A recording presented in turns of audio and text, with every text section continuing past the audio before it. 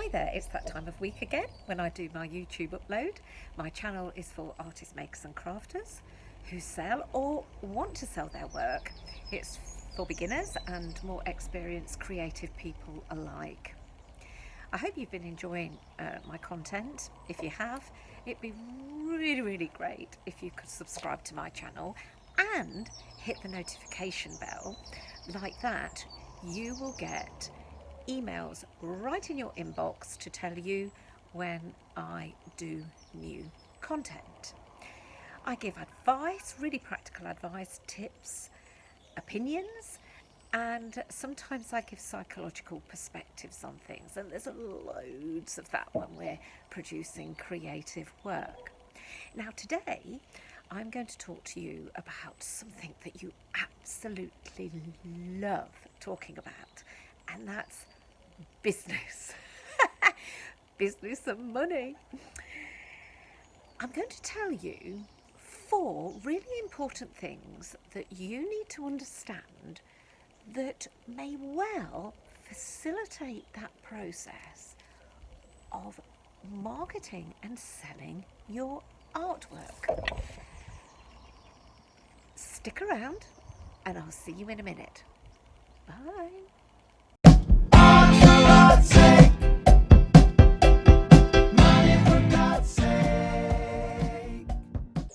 Thank you for sticking around. So, today I'm going to talk about business and 4 things that are really important about business and attitudes to business if you want to successfully market and sell your art and craft.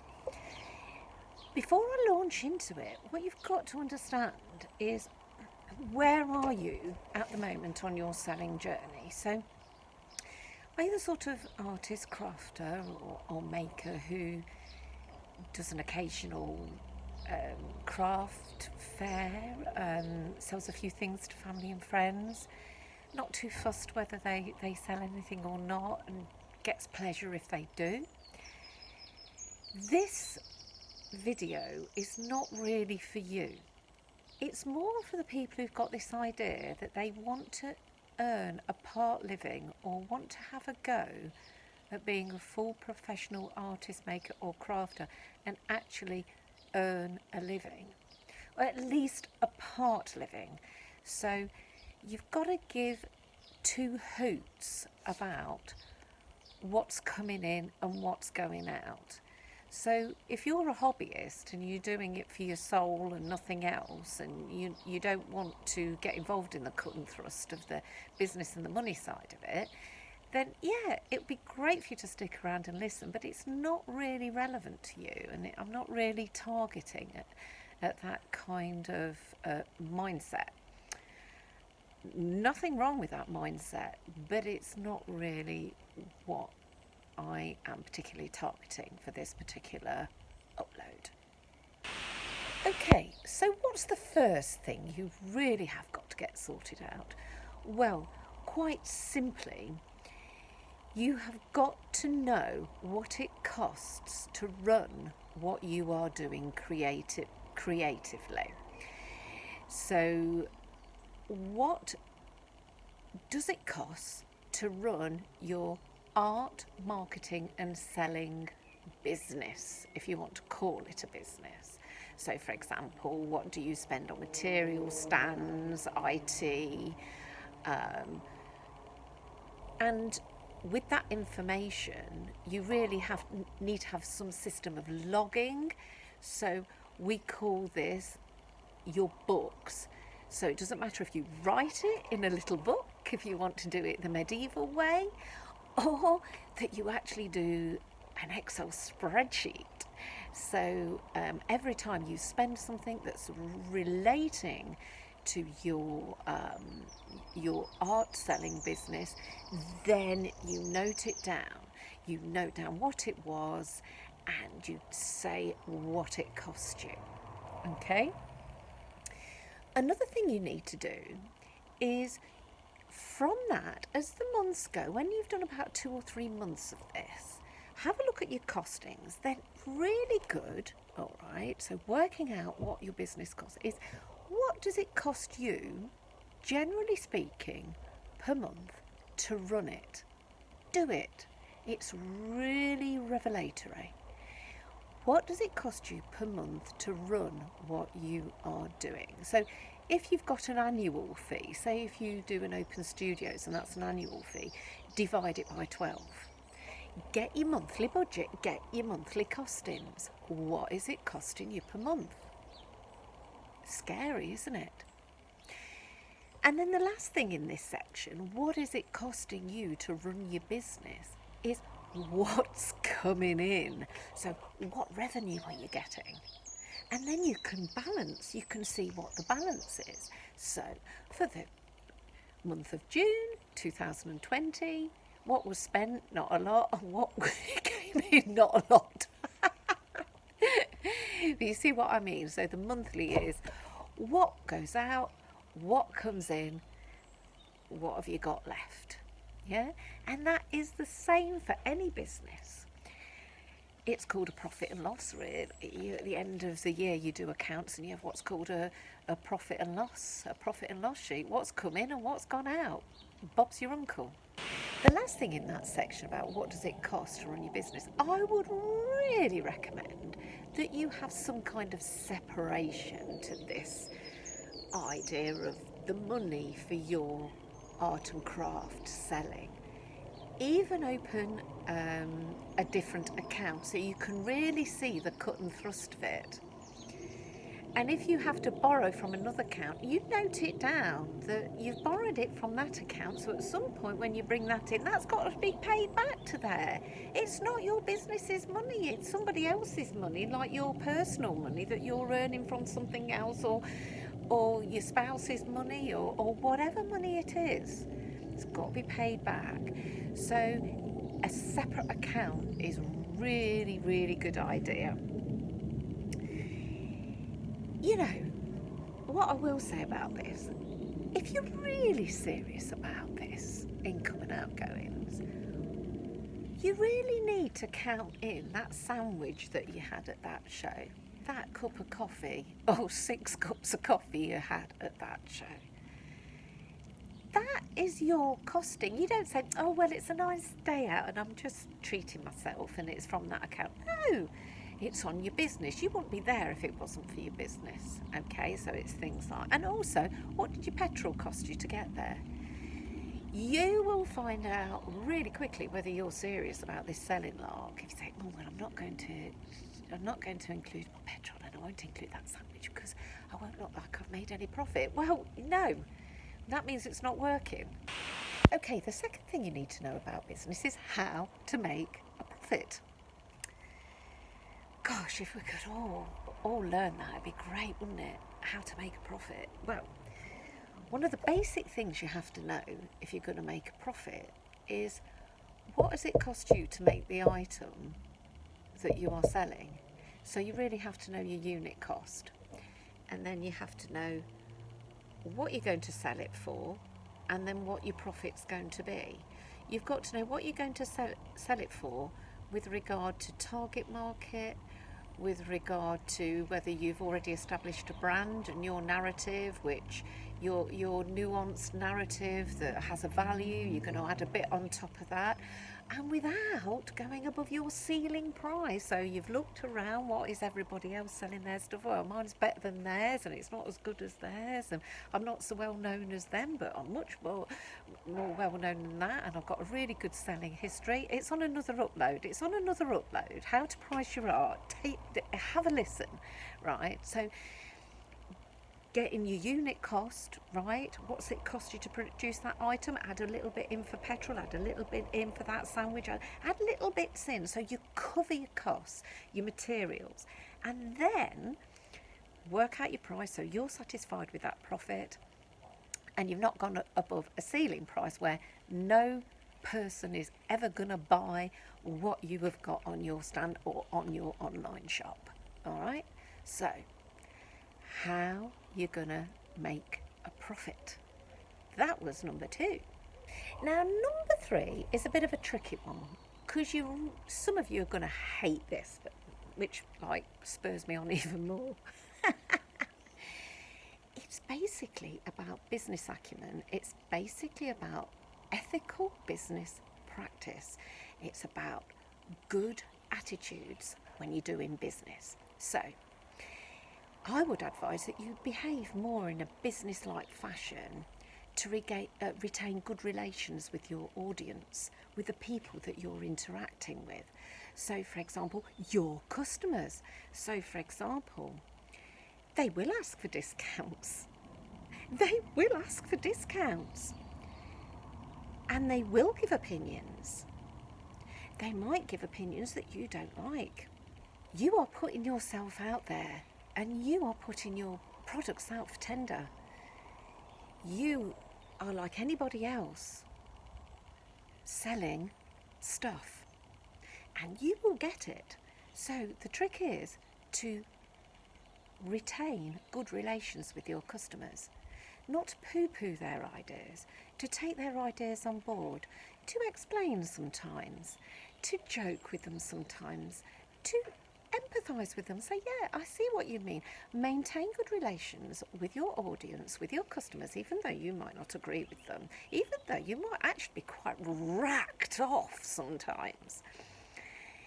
They want a product, and they want what they want, and at a price they want to pay.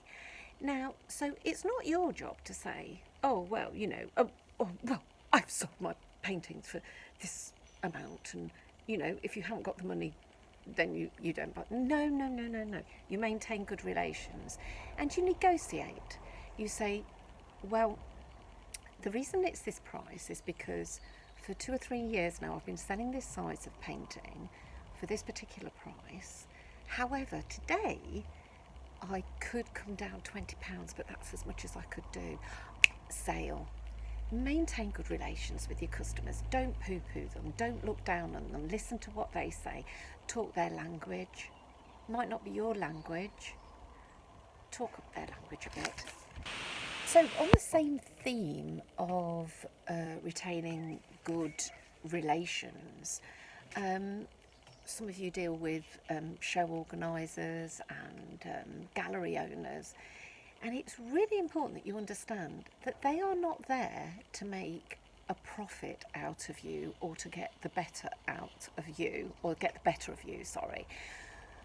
They are there with you to promote your work, to facilitate, to help, to support, and they want to work with you. By and large, I know it doesn't always work that, but by and large they want to work with you as a team. So they ask you for commission or a stand price for good reason. They have massive overheads. They have their own objectives and goals. They want to produce a fabulous show, a fabulous fair. They want to have a really good gallery with you playing your part in that. So when they ask you for commission, it's not so they can go and have a luxury holiday in Barbados. It's because they've got their overheads and they want to work with you as a team. So they're not trying to get one up on you. And by the same token, when you're dealing with that person, they work really hard like you work really hard. And so negotiation, good relations is always of the order when you're dealing with galleries or show organisers, and they're sometimes under a huge amount of pressure. So that's some good advice there. So maintaining good relations with people who you work with, colleagues, and maintaining good relations with your customers. Another thing to think about when we're talking about good ethical practice is I would say be careful as to how much you ask people to do for free.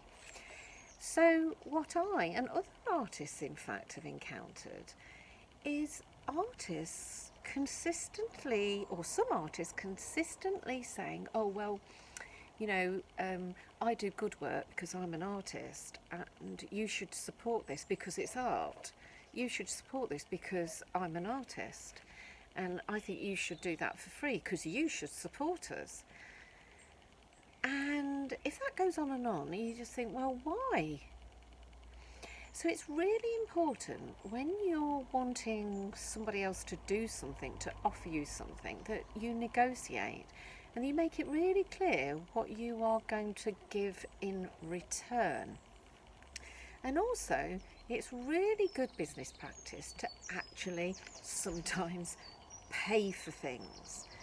So I would say to you that, I mean, when I had my gallery, I used to do loads and loads and loads for free. I used to advise artists how to do their biographies and used to tell them how to do their pricing structures. It just went on and on and on and on. And I just had to stop it in the end because it was reducing the time where I could be effective in my business. And then I just said to all of the artists and makers, I sent them emails saying, look, you know, I really love doing this, but from now on, if you want me to write a biography for you, it's £20. I mean, £20. And everybody stopped asking me. And so, you know, now I do my consultancy work. I've had quite a few artists now pay me money, and they're really satisfied with what they get. And also they feel good about that because they've actually spent their well-earned money to actually get something that's going to last them for decades, and they can understand more what they're doing and what they've got, and they can take those skills forward themselves. It's much better if you start paying for things that are really worth it. So I saw an Instagram post recently. Oh yes, this consultant, basically what it was about, he wanted us to pay him to learn how to do a Facebook ad. Well, yeah, why not? To actually learn how to do a really good Facebook ad is like gold dust. And if you know how to do a Facebook ad, you will have spent money yourself learning how to do it properly, or spending hours and hours, weeks and months at the grindstone learning how to do good Facebook ads. So it's no great surprise. I mean, I do hasten to add that, you know, there's much more talk now of, because artists and makers, certainly in this sitting, I think it's now nationwide really, they're getting a bit fed up with people asking them to do things for free. And yeah, I get that. And you're totally right, because this is what you do. You have worked for years, some of you, to actually get what you do to a really high standard, and you've got really high standard skills and real creativity. Why should you do that for free? I mean, some of the people in our city, they get a right smacked arse if they even hint at an artist doing something for free because, it'll get their name out there. Well, the same goes for everybody else. So if you want to be treated professionally, and quite rightly, then you have to treat other people professionally. You have to appreciate what they can also teach you and what they can do for you, like give you space. They can write an article for you. They can spend time doing something really professional for you. Still on this subject of ethical business practice, the next thing I'm going to talk about is something that I think some artists and makers don't realise is unethical. They just think it's all right to do it, and well, certainly in my book it's totally unethical. So do not willingly or even inadvertently create two pricing structures.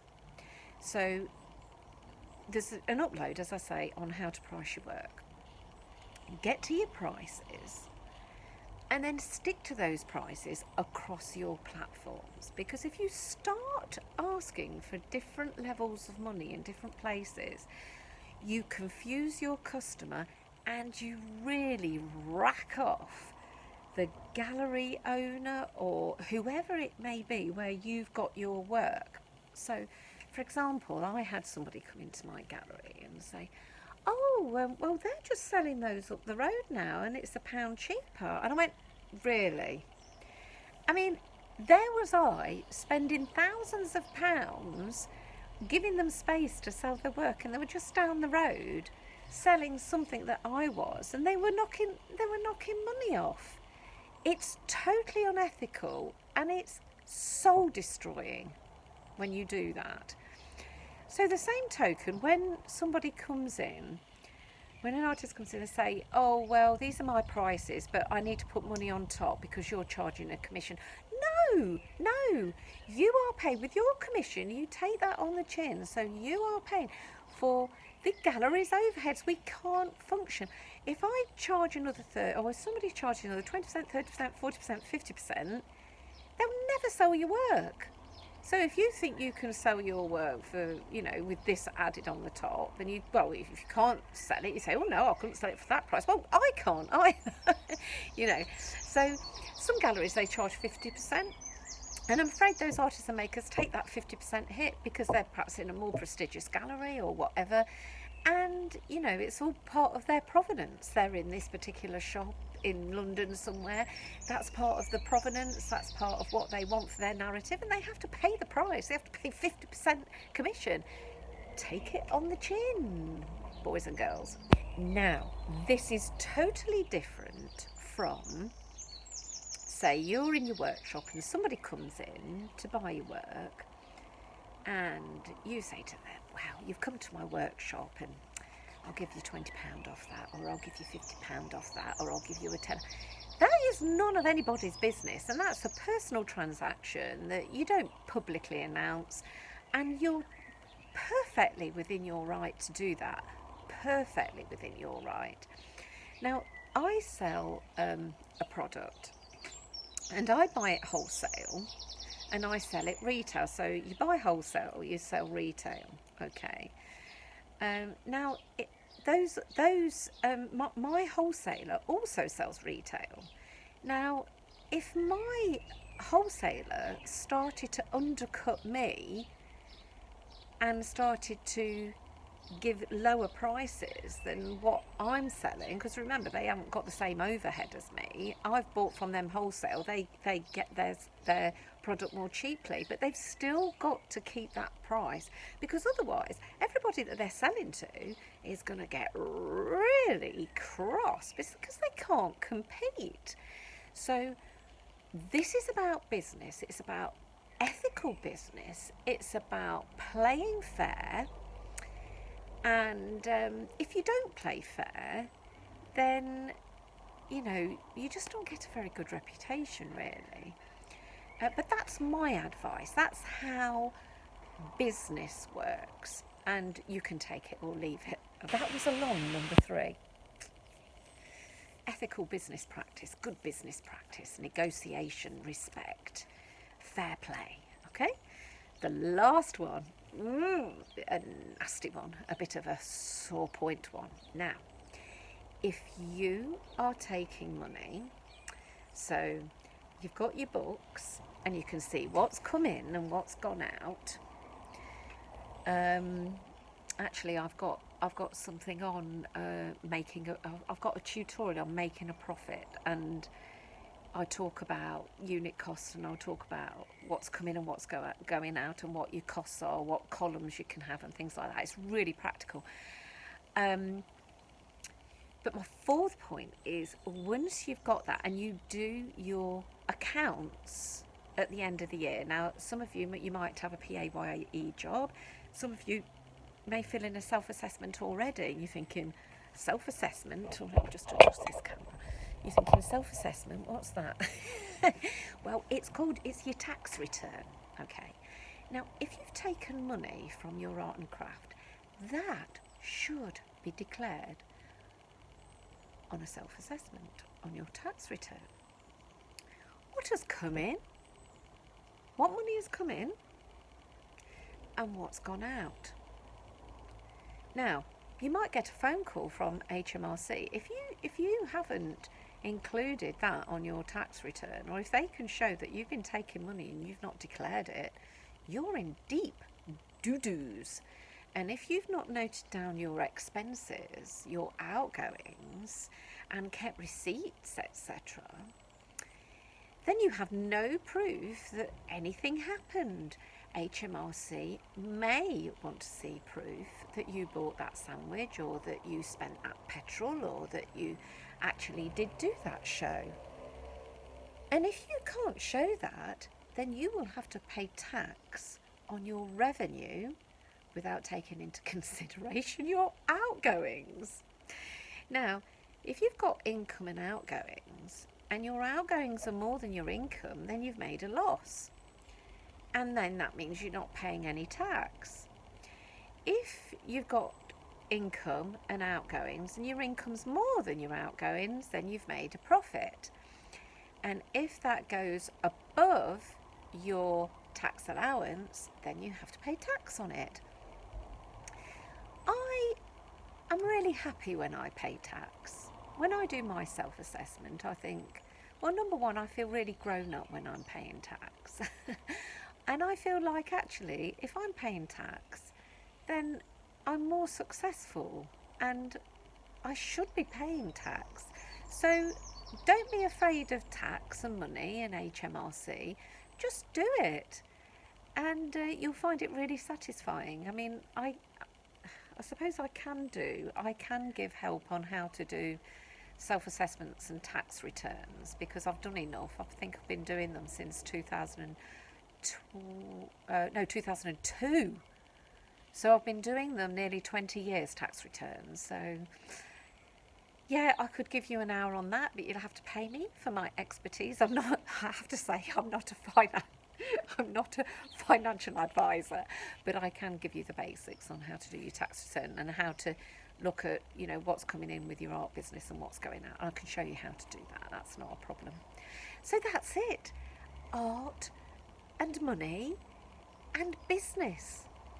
The 4 things that you really need to get sorted out. So please, that was a bit hard hitting that one. So please subscribe to my channel, hit that notification bell, so that when I do new content, it goes into your inbox, and you can have a watch and a listen to my interminable ramblings.